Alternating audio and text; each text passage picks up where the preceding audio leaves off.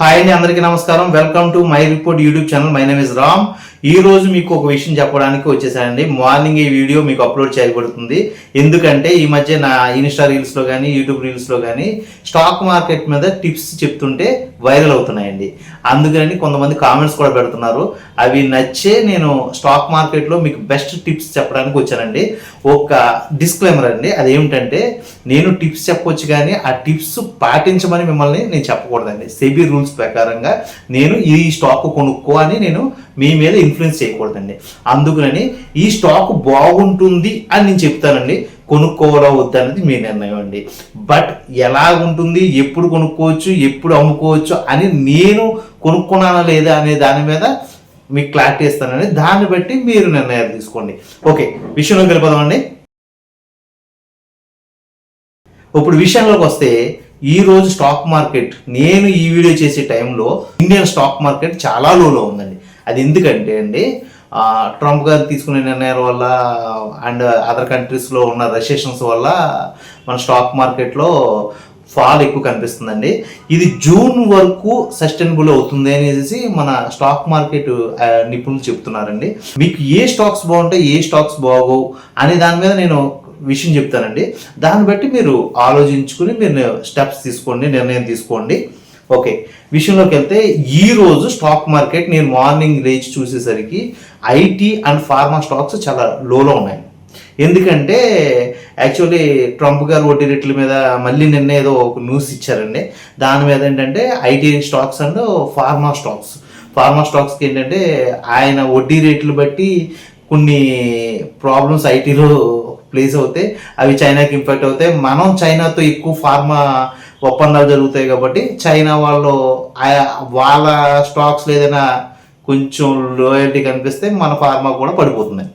Okay, విషయం అర్థమైంది కదండి. ఈరోజు ఐటీ స్టాక్స్లో ఇన్ఫోసిస్ అండ్ విప్రో చాలా బాగా డౌన్ఫాల్ అవుతున్నాయండి. ఇన్ఫోసిస్ అయితే దగ్గర దగ్గర 70 రూపాయల దగ్గర డౌన్ఫాల్ అయింది. ఈ రోజు కనుక ఈ స్టాక్ కొనుక్కుంటే రేపుడు కల్లా ఒక 20 రూపీస్ లెగుస్తుంది ఖచ్చితంగా. అదేంటంటే మళ్ళీ ఇల్లున్న పడిపోవచ్చు, లేకపోతే రేపు మధ్యాహ్నానికే అది మళ్ళీ డౌన్ఫాల్ చూడవచ్చు. బట్ ఈరోజు పడిపోయింది కాబట్టి ఎప్పుడైనా ఈ టిప్ అర్థం చేసుకోండి. ఈ రోజు పడిపోయింది కాబట్టి పడిపోయే టైం 3:30 క్లోజ్ అవుతుందండి మన మార్కెట్. ఆ టైంలో మీరు కొనుక్కోవాలనుకుంటే చిన్నగా ఒక 10 స్టాక్స్, 20 స్టాక్స్, 100 స్టాక్స్ మీ క్యాపబిలిటీ బట్టి కొనుక్కున్నారనుకోండి, మళ్ళీ రేపు మార్నింగ్ 9:30 నుంచి మీరు దాని అమ్మకానికి రెడీగా ఉండాలండి మీరు. ఎందుకంటే పెరగవచ్చు, పడిపోవచ్చు. బట్ మీరు దాన్ని మార్కెట్ క్యాపిటల్లో మీరు టిగ్గర్ పెట్టుకోగలిగితే అండి, నేను ఇంతకు మించి పడకూడదు అంటే లాస్లోంచైనా మంచి హ్యాపీగా బయటకు వచ్చేయచ్చు అండ్ ఈ దాని మీద పెరగవచ్చు అని మీరు టిగ్గర్ పెట్టుకుంటే ఖచ్చితంగా మీరు లాభం నుంచి బయటకు రావచ్చు. బట్ నేను చెప్పే విషయం ఏంటంటే ఈ రోజు 70 రూపీస్ పడిపోయింది కాబట్టి ఖచ్చితంగా రేపొద్దున ఒక 20 రూపీస్ 30 రూపీస్ అయినా గెయిన్ అవుతుందండి. ఇది నేను 100% చెప్తాను, ఎందుకంటే నేను స్టాక్ మార్కెట్ బాగా అనాలిసిస్ చేస్తున్నాను కాబట్టి. నిన్న ఇండస్లాండ్ బ్యాంక్ వాళ్ళ 3 quarters రిజల్ట్లో ఒక 1500 కోట్ల లాస్లో ఉంది అనేసి వాళ్ళు ఏదో చిన్న న్యూస్ అనౌన్స్ చేశారండి. దానివల్ల ఇండస్లాండ్ బ్యాంకు నిన్న దగ్గరగా 244 రూపీస్ దాకా డౌన్ఫాల్ అయిందండి. ఆ స్టాక్ వాల్యూ ఈ మధ్యకాలంలో నేను చూస్తున్నప్పుడు 1400, 1300 వరకు బుల్ చేయగలుగుతుందండి. బట్ ఈ మధ్యకాలంలో వాళ్ళకున్న result third year quarter result బట్టి దగ్గరగా 600 దాకా పడిపోయిందండి.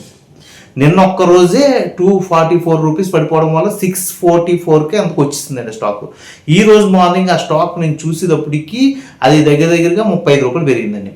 అంటే ఏంటంటే నిన్న చాలామంది స్టాకు సెల్ చేసేవాళ్ళు సెల్ చేసుకుని వెళ్ళిపోతారు, భయపడే వాళ్ళు సెల్ చేసుకుని వెళ్ళిపోతారు. బట్ లాంగ్ టర్మ్ని ఆలోచించే వాళ్ళు నిన్న నైట్ కొంటారు. ఖచ్చితంగా నిన్న నైట్ అంటే మార్కెట్ క్లోజ్ అయ్యే లోపల కొంటారు. అది గనక కొని ఈ రోజు మార్నింగ్ కల్లా అమ్మేసుకుంటారు. మళ్ళీ మధ్యాహ్నం ఆఫ్టర్నూన్ నుంచి వాళ్ళు సెల్ చేయడం బట్టి ఆ స్టాక్ సస్టైనబుల్ అవ్వచ్చు, పడవచ్చు, లేకపోవచ్చు. ఓకే, దాన్ని బేస్ చేసుకుని మీకు ఈరోజు టిప్ చెప్తున్నానండి. ఇన్ఫోసిస్ అయితే మాత్రం అండి 70 రూపీస్ పడి ఉందండి. మీకు ఈ టిప్ నచ్చితే ఖచ్చితంగా మీరు కొనాలనుకుంటున్నారో కొనొద్దు అనుకుంటున్నారో మీరు నిర్ణయం తీసుకోండి. అండ్ ఇప్పుడున్న స్టాక్ మార్కెట్లో టాటా స్టీల్ ఒకటి, అండ్ రిలయన్స్ పవర్ ఒకటి ద బెస్ట్ లోలో ఉన్నాయండి. ఖచ్చితంగా మీకు అవి ఉపయోగపడతాయని నేను అనుకుంటున్నానండి. అవి ఫ్యూచర్లో బాగా బెస్ట్ అవ్వచ్చండి. జూన్ నెల నాటికి, ఫ్యూచర్ అంటే మీరు 2 years 3 years వేసుకోవద్దు, జూన్ నెల నాటికి ఖచ్చితంగా అవి ఒక్కొక్కటి 50 రూపీస్ గెయిన్ చేసి పొజిషన్కి వెళ్తాయి. మీరు అవి చాలా లోలో ఉన్నాయి కాబట్టి ఈ టైంలో మీరు కొనుక్కోగలిగితే ఆ జూన్ నెలకి మీరు మంచి రిజల్ట్ చూడగలుగుతారు. అండ్ న్యూలాండ్ ల్యాబొరేటరీస్ అని ఒక స్టాక్ ఉందండి, మన హైదరాబాద్ వాళ్ళదే. ఓకే, అది ఒక పెద్ద మన ఇండస్ట్రీలో పెద్ద హీరో గారి చుట్టాల ఫార్మా కంపెనీ అండి. అది నేను అలా చెప్పకూడదు, బట్ మీకు అర్థమయ్యేటట్టు చెప్పాలని చెప్తున్నానండి. న్యూలాండ్ ల్యాబొరేటరీస్ స్టాక్ అండి చాలా బెస్ట్ స్టాక్ అండి. అది నేను చూస్తున్నప్పుడు దగ్గరగా 3 years బ్యాక్ 1000 రూపాయలు లోపు ఉండేదండి స్టాక్. 3 yearsలో ఈ 3 yearsలో 15,000 రూపాయలకి వెళ్ళిందండి. అది ద బెస్ట్ స్టాక్ అండి అది. ఎందుకంటే అది ఇప్పుడు కూడా లాభాలు చూస్తుంది. అమెరికాలో వాళ్ళకి బాగా మార్జిన్స్ ఎక్కువ వస్తున్నాయండి. దాన్ని బట్టి వాళ్ళు ఎప్పుడు గెయిన్ అవుతూనే ఉన్నారు. బట్ ఇప్పుడున్న మార్కెట్ లో క్వాలిటీ వల్ల ఆ స్టాకు దగ్గర 4,000 5,000 పడిపోయిందండి. ఈరోజు 10,000 నుంచి 11,000 మధ్యలో అది ఫ్లక్చువేట్ అవుతుందండి.